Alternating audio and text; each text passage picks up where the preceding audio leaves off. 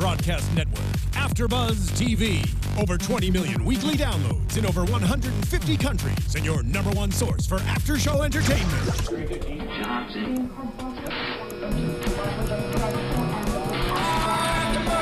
AFTERBUZZ TV, the destination for TV superfans. Producing after shows for over 300 of your favorite TV shows, interviewing celebrities and showrunners, and bringing you behind-the-scenes exclusives. All thanks to E! Entertainment's Maria Menounos, producer Kevin Undergaro, and internet leader Akamai.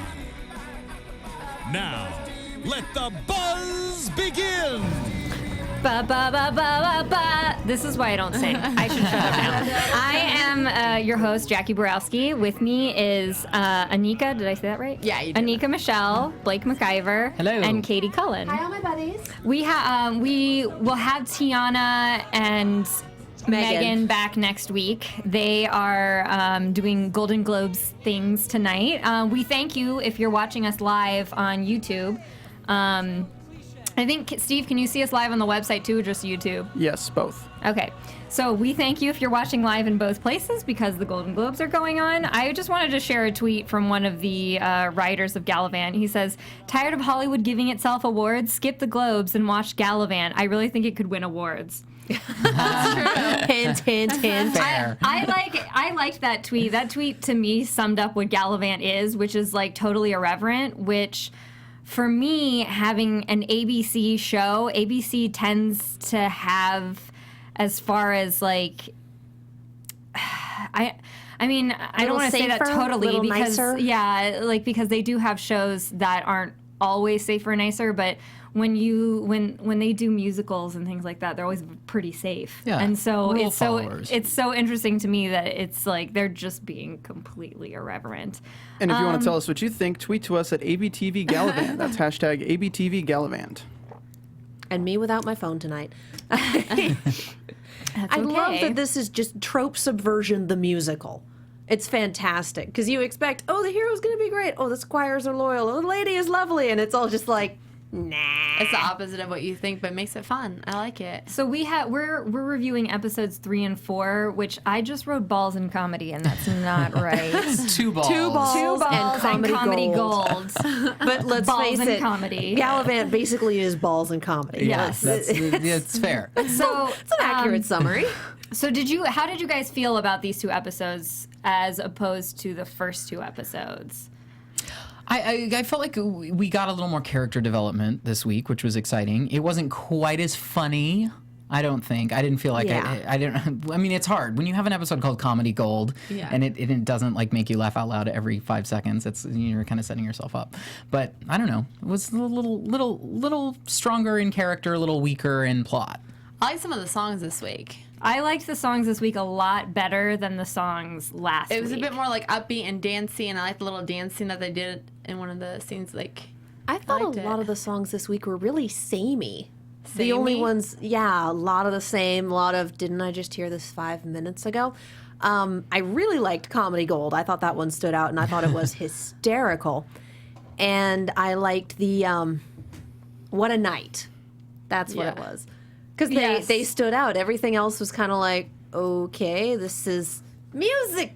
I don't know. That's how I felt last week. And I disagree with Blake because I felt, for me, it was funnier. And I don't know if that's like a taste thing. Like maybe, because I know a lot of people really enjoyed the first 2 episodes. And not that I didn't. I just found these ones funnier.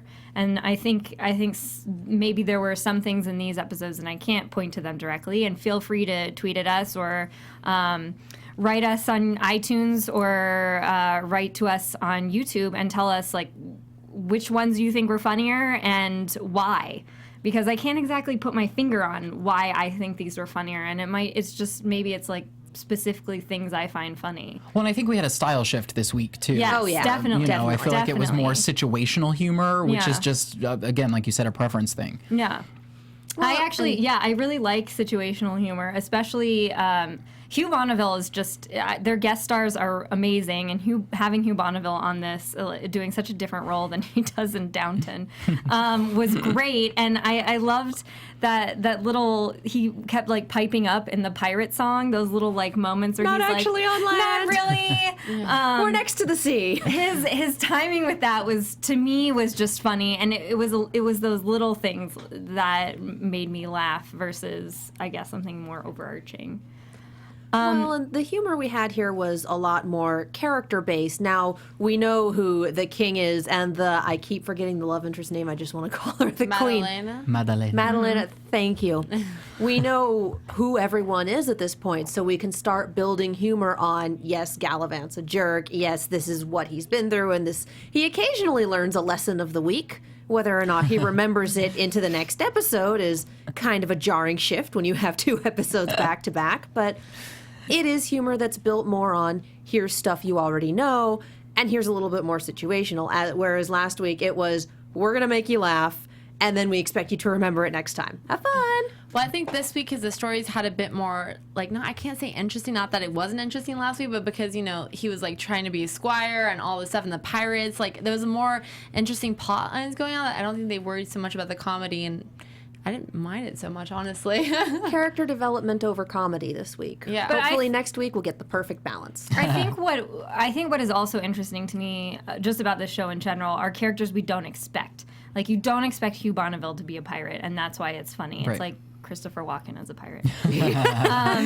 We're still all trying to recover. We're trying to recover from that. I was actually last night, I was trying to describe to someone what Christopher Walken was like as a pirate. Ahoy! Yeah. And they were like, that just sounds awful. And I was like, it was hilarious in its own way because it's kind of like messing with your expectations. Would you say he was walking the plank?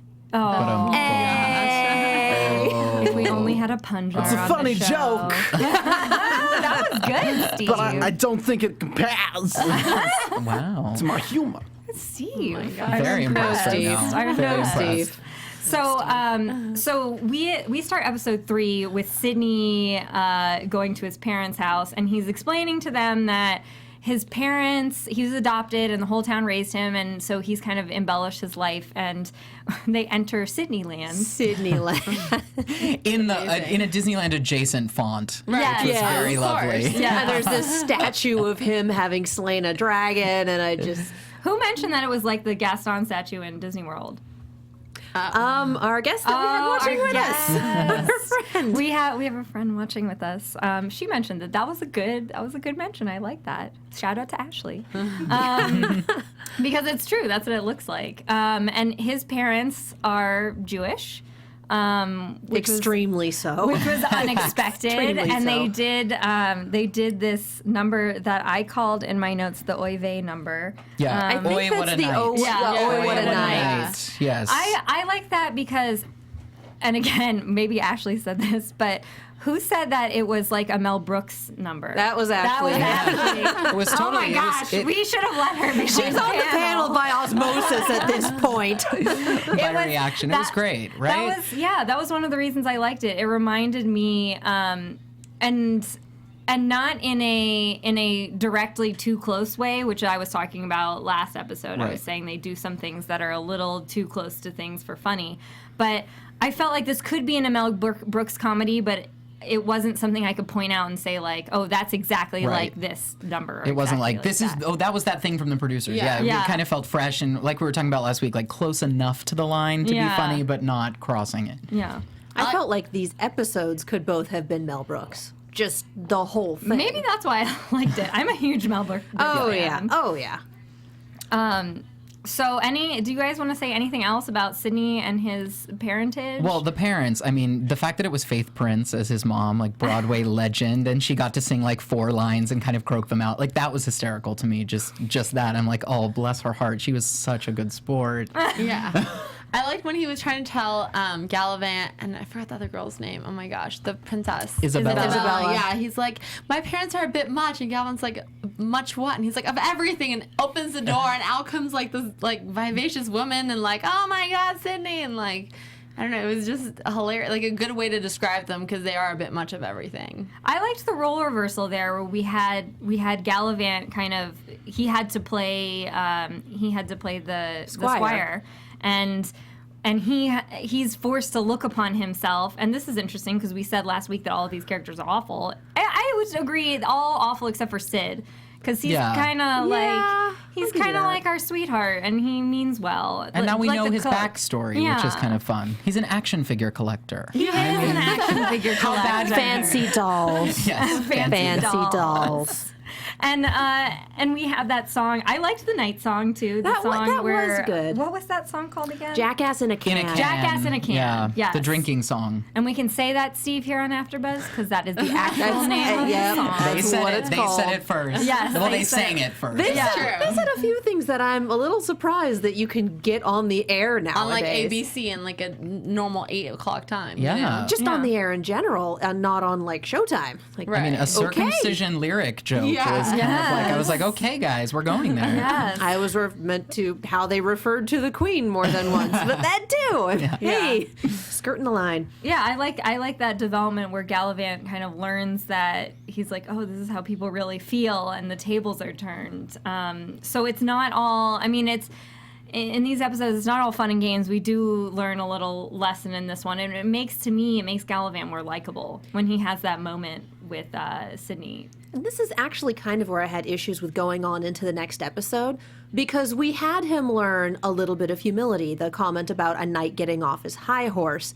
We don't even have a commercial break before they slingshot in the next episode, and he's like, well, I'm the hero, and the hero gets to eat all the raisins, and da-da-da-da-da. But he still So you learns- learned the lesson of the week and forgot it immediately. No, but he's cool. still, the thing was, he's still, I mean, we do have this like sort of ego, he's like an egomaniac, but right now he's like a lovable egomaniac. He's not like a Gaston egomaniac where you're like, okay, you're just a jerk. But we did have some pretty bad whiplash with that transition. Yeah. It feels like the first episode didn't really end, and then it was just like, here's the second one.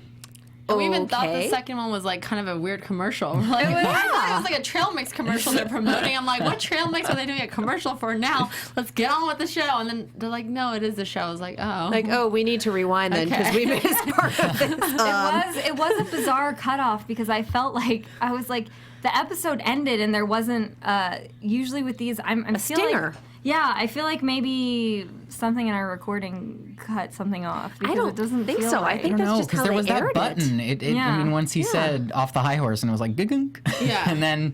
and then we're wandering through the woods again.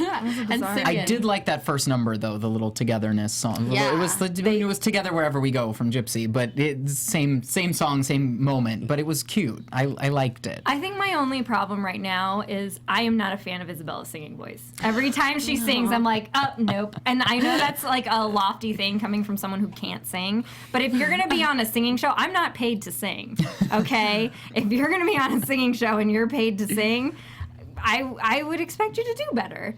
I don't can know. hear auto-tune at this point. I've been so exposed to auto-tune that I can pick it out when it happens. And so when it happens, it's like, oh, here we go. I do love that for the Together song, they encapsulated what it feels like to be on a road trip with people that you like sometimes.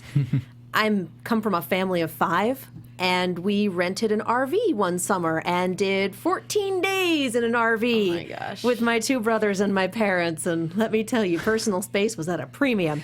So by the time we got back, it was like, I'm out, I'm gonna lock myself in my room, and I'll see you all tomorrow. So I Soon love my felt family. this episode I love my firsthand. family, but I get how that goes. I mean, I would say that the theme of episode 4 is getting along. But before we, I don't want to get ahead of ourselves because I still want to address the King's storyline in episode 3. Yes. The other ball. Where they had the other other ball. ball. They had, those are the 2 balls. They had the one ball for Sydney, who pretended like he was getting married to his parents. And then there's a whole nother thing with that where you're like, well, where did that leave off? Do they really think he's marrying Isabella? Pretended in front of his parents to be getting married to Isabella. Yeah. I'm sorry, I had to parse that out. That's gonna make for an awkward letter home. Yeah, that was one of the Yes. moments where I was like, I know you can't wrap everything up, but I'm like, in these kind of musical comedies, they tend to do that. So it was a weird loose end to have hanging there. I kind of want the lie to continue and get bigger. Like if they get a second season, I want this lie. I don't want him to confess that was a joke. I want the lie to go on. I want the fake wedding to go on. I want like rice thrown at them, bubbles going on. I want this to like go like a big celebration. And then after it's like a huge mess, then for him to confess and be like, wait, hold on. Like I want to go through with the mess before he confesses. Because the So like parents Guys loved and her. Dolls, where Adelaide's been writing to her parents for 14 years that she's been married to Nathan. Pretty much. And everyone who doesn't do musicals in the audience is like, what are you talking about? Go see Guys and Dolls. Yeah. It's good. Such a good musical. So good. But Anyway. I mean, the parents really loved her. So that's the point where you're like, this is going to be so awkward times. So we have the king in the second ball who he wants to get all these things together, and he grabs the executioners for a band. Because he had all of the kingdom's musicians put to death. Yes, and he destroyed all their food, and so he's the trying to like up morale in the worst way possible. Yeah.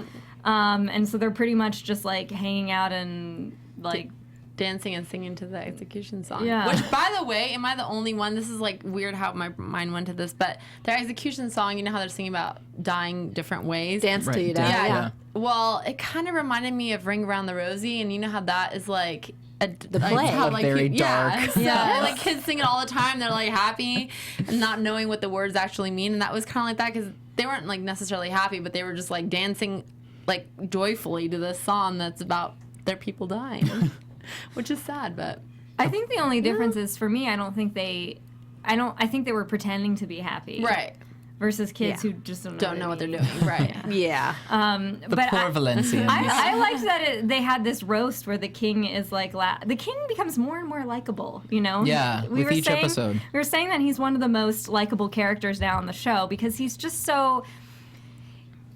Have you ever had that friend that grows up so, like, blissfully ignorant that you just can't, like... You just can't be mad at them. You're like, they really think that, you know, the world is this way, and like they really think that like not having the right car is a certain like injustice upon them, but you can't hate them because that's how they grew up. their truth. And that is their I think truth. we've all known people like that. That's We all have that just- friend. Yeah, that's just their worldview, and you don't hate them for it. You're just like, oh, you, God bless you, you know. You have a lot more patience than I do. Well, I mean, it's like it's hard to teach somebody, and I feel that's how the king is. It's hard to teach somebody who's grown up in that sheltered world. Like in the last episode, the what's her The face? vegetables, The bitch woman, the evil his wife. The queen? The bitch Madalena. Can we just say Madalena. the queen? Yes, I'm sorry. I tried so hard not to say that on I air. just and had a then meltdown. There it Yeah, is. I'm sorry. AfterBuzz, I tend to do that. ABC did it. ABC did it first. So she tells him that his nanny or whoever it was only liked him because she was like paid to like him. Right. And so that was for him. That was like, oh, that's a hurtful revelation because he had Think no about idea. that, yeah. And so this whole like, it seems like this whole situation in his life is like things he just doesn't understand. Like he's like, oh, I'll make them feel better by having these executioners sing and having this song happen. And then he does the roast. And I really wish it would have been more like a, I don't know, like a traditional comedy roast. Like a they- real, like an old Dean Martin roast. Yeah. Stand in the center and have everybody go down the table. Yes. Yeah. And people even tell him that the jester is sleeping with his wife, but he just like he's like, oh well, if I be funny, I'll be just like him. It's like that's not why she's sleeping with him, but if you think so, okay. And like he even tries, he goes to him for advice, and it's just like he like doesn't get it. But Well, it's like fine though. Yeah. Our fans pointed out that we should mention that the jester is the narrator. Yeah. I actually had not realized that. So who's going to narrate next episode? I mean, he's still there. He hasn't been killed. Sitting in the dungeon. Yeah, that's... He can sing sitting in the dungeon. Yeah. We all saw Robin Hood. I know. I think I'm thinking of the rooster and Robin Now Hood. then, now. Oh, Chanticleer. Chanticleer. So let's move on. We have the king in the next episode go in and ask the jester. Oh, for... sorry, I jumped ahead. No, That's all right. That's totally cool. So we have the king ask the jester for advice, and we think he's gonna kill him because he has a sword, but it turns out to be a rubber sword, and he thinks it's the funniest joke ever. And he's like, you're not laughing! And he keeps, like, poking him, and it's just like, what? No. The king has a basic lack of empathy and just can't seem to think around it. He doesn't understand that some of the stuff he does is bad. It's like, oh, we burned all their crops, didn't we? A little short-sighted of me, wasn't it? And, oh, we killed all the musicians. I didn't think about that. Or, oh, they're not enjoying this ball. Probably because they're in a terrible situation and I put them there. He doesn't understand these things. He doesn't have the maturity. And that's partially what makes him so interesting and so relatable is you're watching him develop more so than anyone else, I would say. And just watching this go along. I think that goes along with he doesn't really understand like the situations or the direness of he hasn't been taught like actions and consequences. I just love that moment when he like throws the guy off the balcony and he's like, comedy! And that was hilarious. Sure! That really was very funny. Unfortunately, or fortunately, I don't know. I don't know what that says about me. I find the king hilarious. Well, I think we can all relate on some level to that, like, not thinking before you act. Like, we've all done it, just not on that grand scale. So he's like the ultimate grand scale version of that moment. Yes. Well, and being funny is so difficult. And we've all seen someone who just tries way too hard. And I usually am that person. So it's always awkward to watch someone else just, sure, that was great. I did enjoy when the king did his stand-up show towards the end of the episode that they had that like stone wall behind, like to make it look like either the Improv or UCB. That was fantastic little touch. Thank you, production designer, for that one. Yes, and I like that he was stinking so bad. They were like, okay, just pie in the face. But it's the finale. Give him the pie.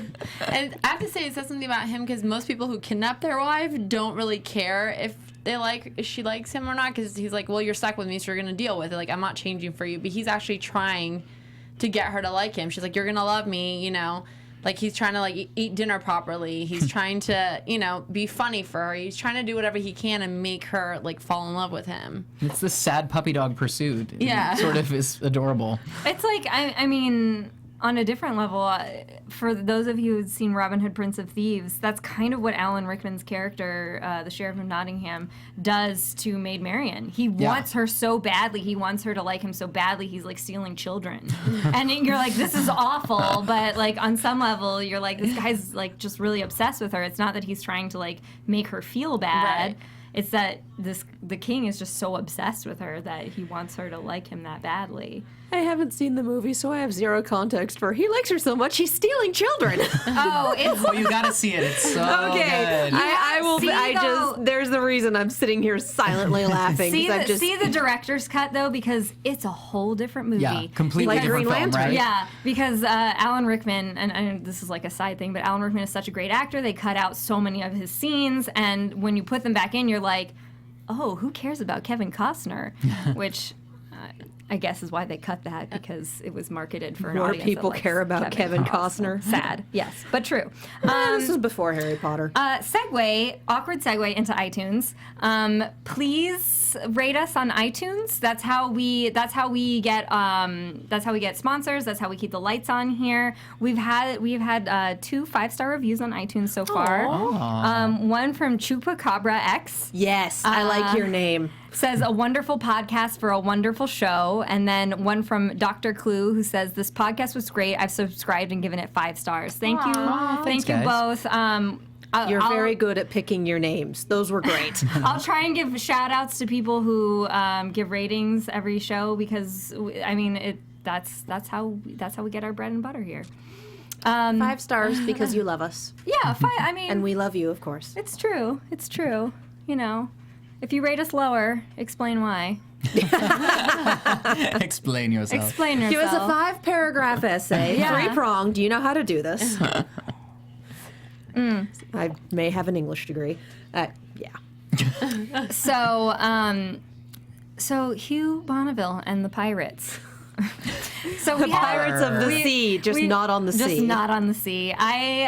So with this theme of getting along, we have the team, like your family, singing about getting along, going on a trip, and then we have the pirates who can't get along enough to get their ship down.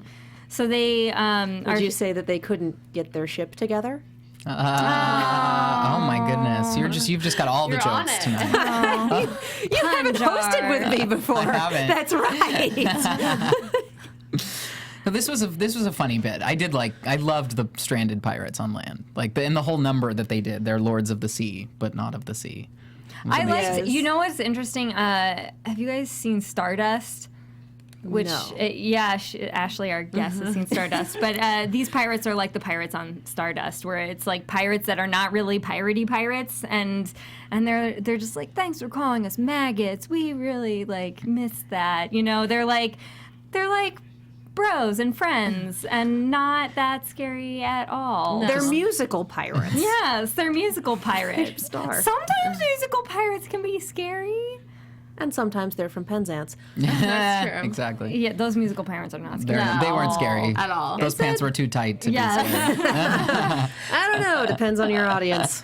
I just like how the ship was on the hill and they're like pulling down, like watch out below, and nothing happens to the ship. It doesn't like fall apart. The next like second they're all on it sailing away. I'm like, if that thing was a really well-made fell, ship.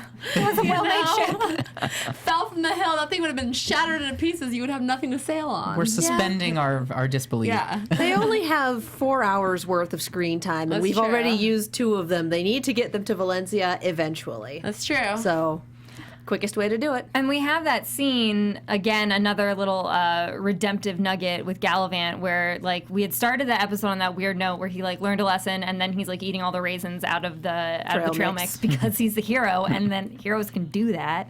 They made a trail mix out of raisins, cashews, and Brazil nuts. These people are not very good at trail mix.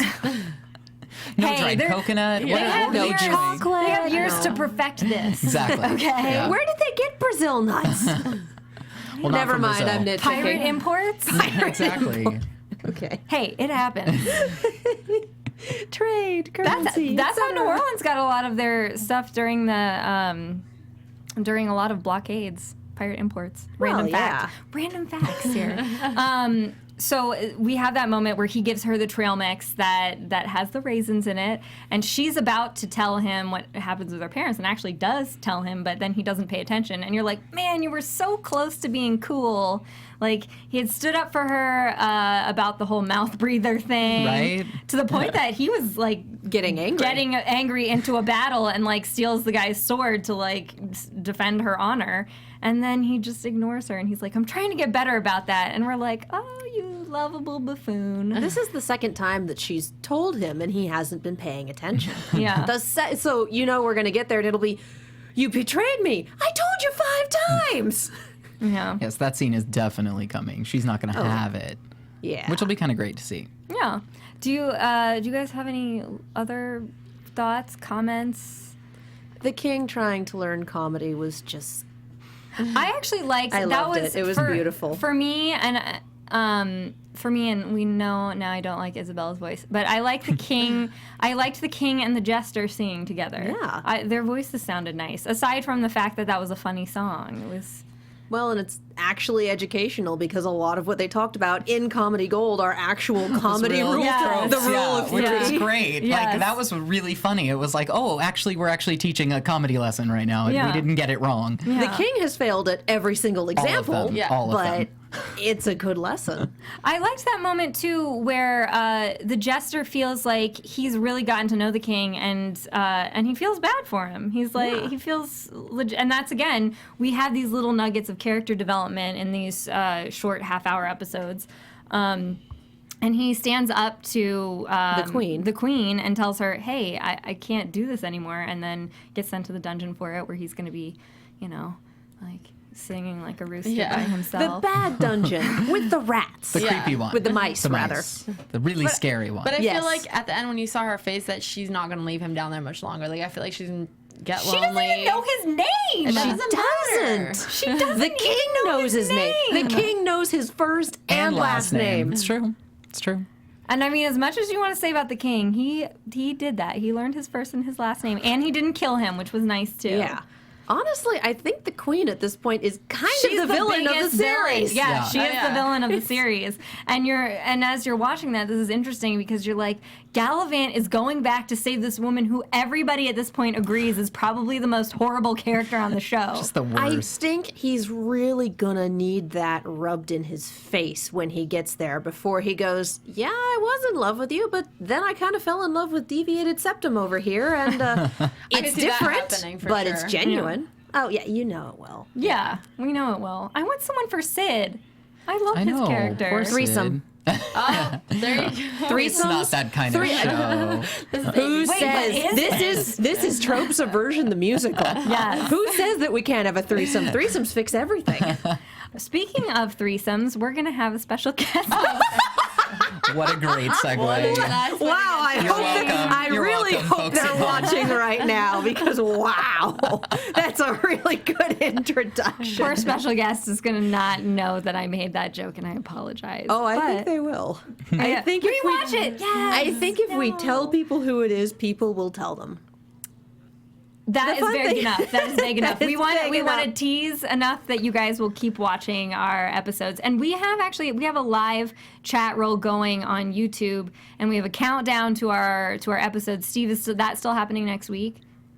What? Are we streaming Are we live still next streaming week? live next week on Yes, YouTube? we will be. Awesome. So if you guys want to join the chat roll while we stream live, even before you can join the chat roll, it's up before doing a countdown to our next AfterBuzz show episode. Any final thoughts? I enjoyed this. I am looking forward to next week. I'm bummed it's only a 4-episode I know. thing. I know. want it to keep I want it to go going. It's on and on and technically on. weirdly 8, but Yeah, but it's like 4 Yeah. 4 hours. hours. Yeah. 4 hour But they are talking miniseries, about a season 2, aren't they? which would be awesome. Yeah, they are. They are talking about a season 2 right now because it's doing well and people like it. So let's hope. Yeah. I'd love to see how they'd go from there, depending on how they resolve season 1. I would like them though to keep it short. And this is a problem I've seen. I've said Are this we before. in predictions territory? Yeah, let's go go to to predictions predictions. territory. Yes. Let's do the little laser light show. I love this. Now, your AfterBuzz TV prediction. It looks even better in the new studio.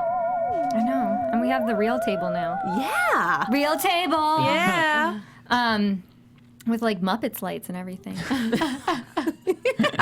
Sorry, they remind me of the lights from the Muppet Show. So that happened.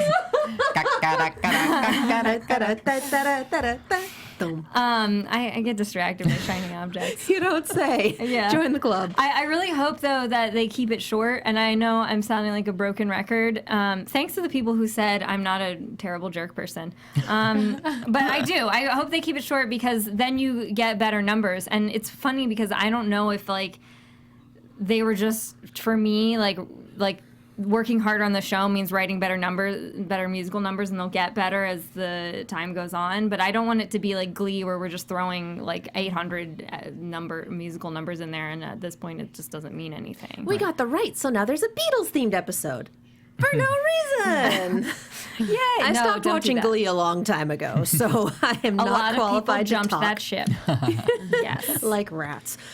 But yeah, this does feel like very planned. We've Yeah. got a purpose. We know where we're going. We've got a beginning, middle, and end. So hopefully, if it does come back, they will have the same sort of creative team and same focus. Or even better people. Not that these people suck; they're great. But I'm just saying, like, I think if they get a second season, they'll like want to step up to get a third. To, you know what I mean? To keep it Maybe going. Elton John will write the music to season 2. Oh my gosh. I mean, Wow. That'd be great. As long as it's not Randy Newman. Right? I don't think Randy Newman can do Galavant style music. Maybe As not. far as predictions go, like I said, I think they're going to get there. I think Galavant's going to need his face rubbed into "your love is an awful person" before he sees the light. I don't know if we're going to get a romance for Sid. If we do, great. If we don't, also great. I'm still pulling for a threesome. And if we do a second season, I'd love to see completely different characters. Like what they were initially supposed to do with Heroes. Here's this encapsulated story. Here's the same world, similar premise, different people. I'd love to see them do that for a season 2. That'd be great. I mean, we've already established that there's multiple kingdoms in this world, so we could jump Yeah. to a different location easily. different heroes. Maybe someone who is exiled from Valencia.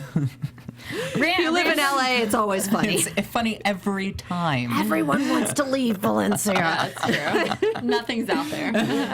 Random side thought. I love the Game of Thrones references in these episodes. We had the Winterfell one in last one. We had the Castle Black one in this one. And I'm wearing my, you can't read it, but I'm wearing my Game of Thrones dragons shirt.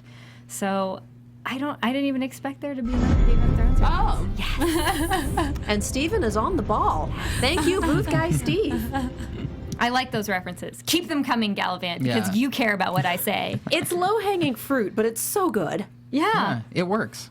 I feel like, honestly, if they're going to get a second season, I don't know if he's going to make it to Valencia to see her before the season ends. I feel like I mean, I guess maybe he has to because they don't know if they're getting a second, but Yeah.